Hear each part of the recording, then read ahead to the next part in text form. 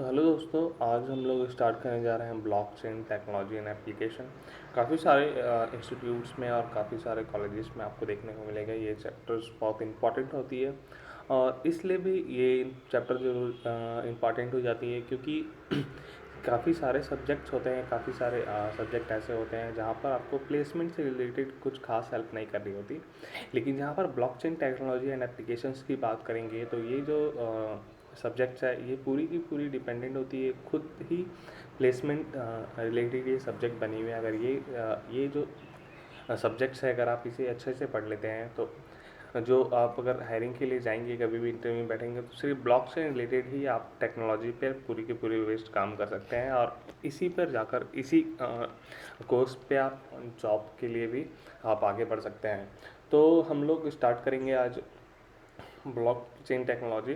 सारी चीज़ें को आपको कुछ खास देखनी नहीं है, आपको सिर्फ सुननी है, अच्छे से कहानी को समझना है क्या है आखिर ब्लॉकचेन। सारी बातों को मैं बिल्कुल आसानी से एक्सप्लेन करने जा रहा हूँ, तो सारी चीज़ें आप बहुत आसानी से आराम से देखेंगे।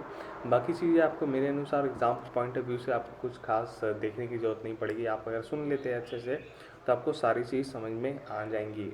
अगर फिर भी आपको ज़रूरत पड़ती है तो फिर भी मैं आपको आपके लिए पीडीएफ ज़रूर अपलोड कर दूँगा। आप वहाँ से जाके पीडीएफ भी खोल कर देख सकते हैं कि कैसे लिखनी है। वैसे आपको ज़रूरत नहीं पड़नी चाहिए। तो चलिए शुरू करते हैं। हम लोग मॉड्यूल बाय मॉड्यूल पढ़ेंगे। तो सबसे पहले हमें आ जाते हैं ब्लॉकचेन कॉन्सेप्ट पे।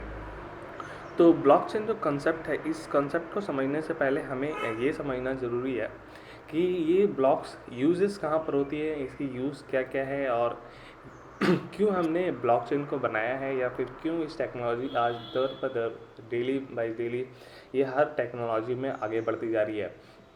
तो हम कुछ पीडीएफ्स आगे बढ़ते हैं आपको और इजी करने के लिए। तो आज की जितनी भी वेबसाइट्स आप देख रहे होंगे वो जो वेबसाइट है वो वेब 2.0 पर बेस्ड है। वेब 2.0 पर बेस्ड होने का मतलब ये है कि वो सारी की सारी वेबसाइट अगर आप अमेज़न को देख लें या फ्लिपकार्ट को देख लें तो वो सेंट्रलाइज डाटाबेस में स्टोर है। सेंट्रलाइज डाटाबेस क्या होती है मैं वो भी आपको बहुत अच्छे से क्लियर कर रहा हूँ। तो ये काफ़ी इंपॉर्टेंट पॉइंट्स होगी, आप ध्यान से सुनेंगे। तो जो सेंट्रलाइज डाटाबेस होती है वो क्या होती है, किसी कंपनी के अंडर में वो डाटाबेस आती है। मतलब उसका कोई एक मालिक होता है, कोई ऑनर उसका होता है जिसमें वो खुद वो डाटाबेस को कंट्रोल कर सकता है। तो अगर आप कोई भी ऑर्डर करेंगे तो वो क्या होगी, फ्लिपकार्ट के पास जाएगी। फ्लिपकार्ट से अगर कोई ऑर्डर करते हैं तो फ्लिपकार्ट के पास जाएगी वो ट्रांजैक्शन उनकी डाटाबेस में सेव हो जाएगी। तो एज अ ऑनर फ्लिपकार्ट की जो ऑनर है वो डाटाबेस को एक्सेस कर सकते हैं और चाहेंगे तो मैनिपुलेट भी कर सकते हैं। ऐसा कोई भी चीज़ नहीं है जैसे वो मैनिपुलेट ना कर सकते। आज जितने भी वेबसाइट्स आप देखेंगे उनकी एक अलग वो सेंट्रलाइज डाटाबेस है। तो वहाँ पर क्या होता है कि जो भी डाटा आप यहाँ से कुछ भी ऑर्डर कर रहे हैं वो भी जो डाटा कंपनी के पास सेव हो रही है वो डाटा किसी एक ओनर के पास या किसी के पास जो है वो उसे देख सकता है, मैनिपुलेट कर सकता है, ये सारी चीज़ें वो कर सकता है। और जो आज जो हम लोग ब्लॉकचेन टेक्नोलॉजी पर हम लोग जो वेबसाइट्स अब आने वाली है तो वो सारी चीज़ें हम लोग 3.0 पर आ रही है। जो ब्लॉकचेन की जो टेक्नोलॉजी है वो अब देखेंगे कि जो वेब 3.0 है वो आपको देखने को मिलेगा ये न्यू वेब साइट्स पर। जैसे कि काफ़ी सारे अब वेबसाइट्स जो हैं वो ब्लॉकचेन टेक्नोलॉजी की तरफ शिफ्ट कर रहे हैं। एक तरफ से इसे मान सकते हैं अब रिवॉल्यूशन हो रही है डाटा डाटा पे जो डाटा स्टोर होती है, जो भी ट्रांजेक्शन्स होती हैं उस पर ये काफ़ी सिक्योर एंड प्राइवेटली बना देता है। प्राइवेटली इन द सेंस कि जो भी डाटा होंगी 3.0 में वो कहीं भी सेंट्रलाइज नहीं होगी, वो डिसेंट्रलाइज वे में स्टोर होगी। उसका कोई भी एक ऑनर या मालिक नहीं होगा आपके डाटास का। उसके जितने भी ब्लॉक्स जो होंगे वो सारे ब्लॉक्स में आपके डाटा सेव होंगे। ब्लॉक सेव के बारे में हम लोग काफ़ी अच्छे से बात करेंगे, ब्लॉक क्या होती है वो सारी चीज़ें। पहले वो यूज़ कहाँ हो रही है, पहले इस बात को मैं क्लियर करना चाहता हूँ कि इससे पढ़ क्यों हम रहे हैं, इसका इस्तेमाल क्या है, इसका यूज़ क्या है, इसलिए हम इसे पढ़ रहे हैं। तो जो वेब 3.0 होगी उसमें डिस्ट्रीब्यूटेड सिस्टम से वो सारी चीज़ें काम करेंगी। जो डाटा सीप है, जो डाटा आप कर रहे हैं, जो ट्रांजेक्शन कर रहे हैं वो बिल्कुल डिस्ट्रीब्यूटेड फॉर्म में वो सेव होगी। यहाँ पर देख पाएंगे इंडिविजुअल ऑनरशिप, मतलब कि कोई भी ऑनर नहीं होगा। जो भी ट्रांजेक्शन करता है वो खुद में ही ऑनर है, लेकिन उसे कोई भी चेंजेस नहीं करा जा सकता है। नो सेंट्रल पॉइंट कंट्रोल, जैसा कि आप यहाँ पर देख पाएंगे नो सेंट्रल पॉइंट कंट्रोल आपको देखने को मिल जाता है। जो मैंने आपको आपको वेब 2.0 में बताया था वो 3.0 में बिल्कुल हटा दी गई है। मतलब कि कोई भी कंट्रोल कहीं से भी से नहीं करा जा सकता है तो कोई भी इसकी मतलब कि कोई भी ऑनरशिप नहीं होती। जैसे फ्लिपकार्ट है, फ्लिपकार्ट ने अपनी टेक्नोलॉजी में ब्लॉकचेन को ऐड कर दिया, तो जितने भी ट्रांजैक्शंस हैं वो कहीं भी एक सेंट्रल डाटाबेस में या फिर किसी के एक स्पेसिफिक डाटाबेस में जो उनके मालिक होंगे या फिर कोई भी ऐसे जो उस पर कुछ चेंजेस कर सके, ऐसा कुछ भी नहीं होगा। अगर हम लोग देखें तो 3.0 में क्या यूज़ हो रही है, तो इसमें blockchain and crypto currency use हो रही है। ठीक है, तो अब हम लोग आगे बढ़ेंगे और जानेंगे ब्लॉकचेन्स क्या होती है। तो काफ़ी लोगों में कन्फ्यूजन्स भी है काफ़ी ज़्यादा कि ब्लॉकचेन को वो लोग बिटकॉइन का नाम दे रहे हैं। तो बिटकॉइन एक करेंसी है जो कि ब्लॉकचेन के टेक्नोलॉजी पर बनी है, वो ब्लॉकचेन नहीं है। या फिर ब्लॉकचेन काफ़ी बिटकॉइन एक्चुअल में काफ़ी फेमस है, इसके कारण ये मिथ हो गई है सभी को कि जो बिटकॉइन है वही ब्लॉकचेन है। ऐसा नहीं है, ब्लॉकचेन की बेस्ड पर टेक्नोलॉजी बेस्ड जो है उस पर बिटकॉइन बनी है। तो सेकेंड लाइन पर आप देख पाएंगे, ये आप एग्जाम में जरूर लिख सकते हैं, blockchain is the technology behind the bitcoin. Bitcoin जो टेक्नोलॉजी है, बिटकॉइन जो है वो ब्लॉकचेन टेक्नोलॉजी पर बनी है। इसी तरह से काफ़ी चीज़ें आपको देखने को मिलेंगी कि काफ़ी मिस होते, काफ़ी सारे कॉइन्स आपको देखने को मिलेंगे, इथेरियम देखने को मिलेगा, काफ़ी सारे डॉजी कॉइन अभी देखने को मिलेगा और काफ़ी सारी कॉइन जो है वो आ गई हैं। वो सारी जो टेक्नोलॉजी है वो ब्लॉकचेन से बनी है। जिस तरह की बिटकॉइन जो है वो आज की जो सबसे पहली जो करेंसी जो आई थी जो ब्लॉकचेन पर बेस्ड थी और ब्लॉकचेन टेक्नोलॉजी से बनी थी, वो बिटकॉइन थी, इसलिए बिटकॉइन काफ़ी ज़्यादा फेमस हो गया। ब्लॉकचेन के जो टेक्नोलॉजी से जो बिटकॉइन बनी है वो डिजिटल टोकन है या डिजिटल करेंसी आप उसे बोल सकते हैं, जो कि लीजर के फॉर्म में और लीजर उस की फॉर्म में उसमें ब्लॉक्स और ब्लॉक्स में लीजर के फॉर्म में उसमें डाटा सेव करी जाती है। लीजर वगैरह पे आप काफ़ी अभी ध्यान ना दें, लीजर एक बहुत अच्छी इम्पॉर्टेंट टॉपिक्स है, तो लीजर के बारे में भी हम धीरे धीरे आगे बात करेंगे। तो हम लोग थोड़ी सी आगे बढ़ते हैं। तो अब आ जाते हैं हम लोग कि what is a blockchain. Blockchain का अब स्पेसिफिक मैं मतलब आपको बताने वाला हूँ। सारी चीज़ें आप, मैं उम्मीद है कि आप बहुत अच्छे से समझ गए होंगे कि क्यों इस्तेमाल कर रहे हैं हम इसे, क्या इसकी इम्पोर्टेंस है, आज क्या क्या किस टेक्नोलॉजी पर हम इसे काम करने वाले हैं, सारी चीज़ों का आप बहुत अच्छे से समझ चुके होंगे। तो जो ब्लॉकचेन है अब उसे हम विस्तार से बताने जा रहे हैं कि ब्लॉकचेन में क्या है। तो आज हम लोग देखेंगे जो ब्लॉकचेन है वो डिस्ट्रीब्यूटेड लीजर के फॉर्म में सेव होती है। Distributed ledger in the sense कि कोई भी ब्लॉक्स, आप यहाँ पर इमेज देख पा रहे हैं, पहले ब्लॉक्स को समझते हैं। ये जो ब्लॉक्स है, ये जो ब्लॉक्स है, ये जो ब्लॉक्स है, ये ब्लॉक्स है, ये ब्लॉक्स, ये क्या है, डिस्ट्रीब्यूटेड ब्लॉक्स है। एक के बाद एक ब्लॉक, एक के बाद एक ब्लॉक। जो भी आप ट्रांजेक्शन करते हैं, कोई भी ट्रांजेक्शन आप करते हैं, कहीं बैंक से आप किसी को पैसा भेजते हैं, तो यहाँ पर एक न्यू ब्लॉक जैसे क्रिएट होता है। तो लीजर क्या है कि अगर कोई भी एक ब्लॉक क्रिएट होती है तो उसमें लीजर के फॉर्म में डाटा सेव हो रही होती है। ब्लॉकचेन के टेक्नोलॉजी में लीजर के फॉर्म में वो डाटा सेव हो रही होती है।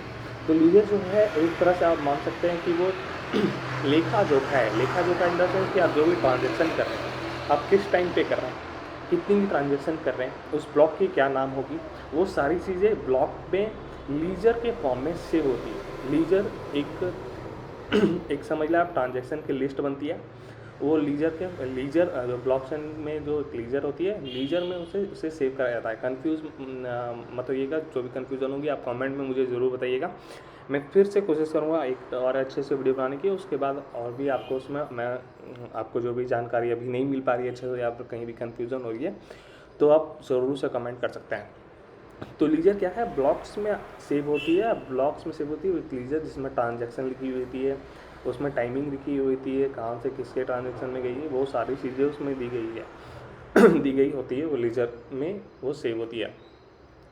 जो distributed share and secure database क्या आती है, जो डिस्ट्रीब्यूटेड फॉर्म में जो ब्लॉकचेन को ये होती है, तो क्या होती है कि एक सिक्योर ट्रांजैक्शन इसे कहते हैं। जो नेक्स्ट जनरेशन आने वाली है, जो सारी चीज़ें आप कुछ वक्त में देखेंगे, बैंक ट्रांजैक्शन, पेटीएम आप यूज़ कर रहे होंगे, फ़ोनपे आप यूज़ कर रहे होंगे, जितने भी ट्रांजैक्शंस आप देख रहे हैं जो भी तो वो सारी चीज़ें आप कुछ ही वक्तों में देखेंगे कि वो ब्लॉकचेन की टेक्नोलॉजी पर बेस्ड है। किसी को कोई जानकारी मतलब कि कोई भी जैसे आज की काफ़ी चीज़ें होती है हैक हो जाती है, ये सारी चीज़ों को सिक्योर करने के लिए ये ब्लॉकचेन टेक्नोलॉजी सभी सभी चीज़ों में ऐड करी जाएगी, सारे पेमेंट एप्लीकेशंस में।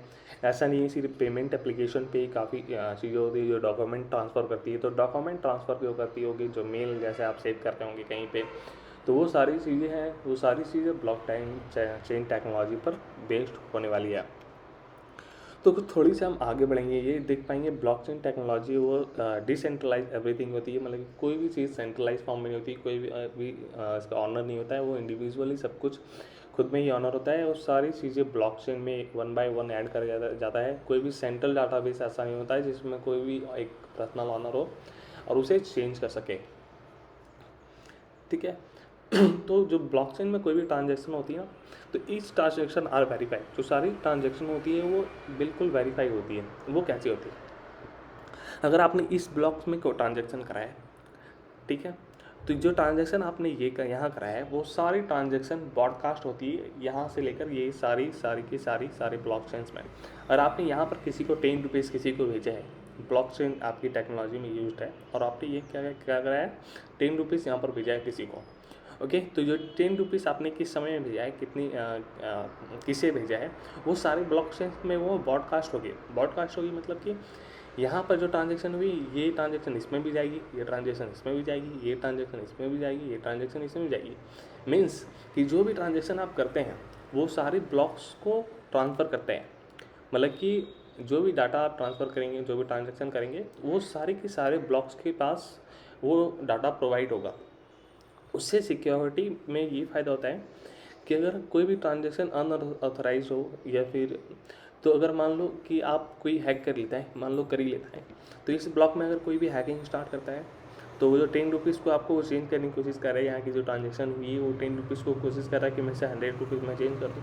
तो जब यहाँ पर भी कोई भी छेड़छाड़ होगी या फिर कोई भी चेंजेस करने की कोशिश होगी, तो क्या होगी कि ये ब्लॉकचेन जो है, ये सेम डाटा है इसमें भी, तो ये जो ब्लॉकचेन है देखेगा कि ये ब्लॉकचेन के साथ मेरी डाटा मैच नहीं कर रही है, तो ये जो ब्लॉकचेन है यहाँ से लेकर यहाँ तक जो है वो इनवैलिड हो जाएगी मतलब कुछ समय के लिए इनवैलिड हो जाएगी। ये सारी ब्लॉकचेन बंद हो जाएंगी, और ये जो ब्लॉकचेन बंद हो जाएंगी तो जो भी ट्रांजैक्शन यहाँ पर हुई है, जो भी छेड़छाड़ यहाँ हुई है, वो सारे ब्लॉकचेन तक नहीं फैल पाएंगे, और उसके बाद सारी करेक्शंस होंगी, फिर ये भी ब्लॉकचेन को टिक करा जाएगा।